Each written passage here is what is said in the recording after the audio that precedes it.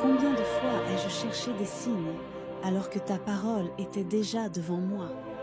Tu nous as donné ta vérité, ta sagesse, ta lumière.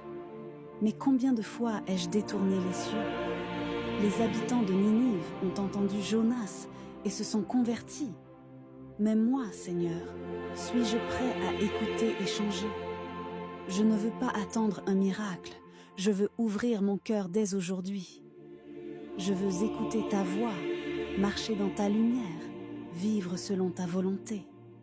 Ne permets pas que je sois de ceux qui doutent et rejettent, mais de ceux qui croient et se tournent vers toi.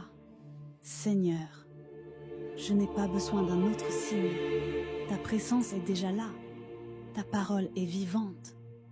Aide-moi à ne pas être aveugle à ta vérité, à ne pas chercher ailleurs ce que tu m'as déjà donné. Aujourd'hui, je décide d'écouter, de croire et de te suivre. Amen. Évangile de Jésus-Christ selon saint Luc. En ce temps-là, comme les foules s'amassaient, Jésus se mit à dire: « Cette génération est une génération mauvaise. Elle cherche un signe. Mais en fait de signe, il ne lui sera donné que le signe de Jonas.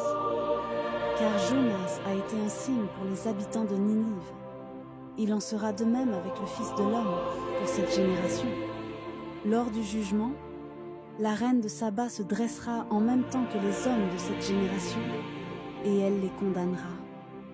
En effet, elle est venue des extrémités de la terre pour écouter la sagesse de Salomon.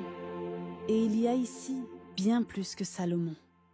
Lors du jugement, les habitants de Ninive se lèveront en même temps que cette génération, et ils la condamneront. En effet, ils se sont convertis en réponse à la proclamation faite par Jonas.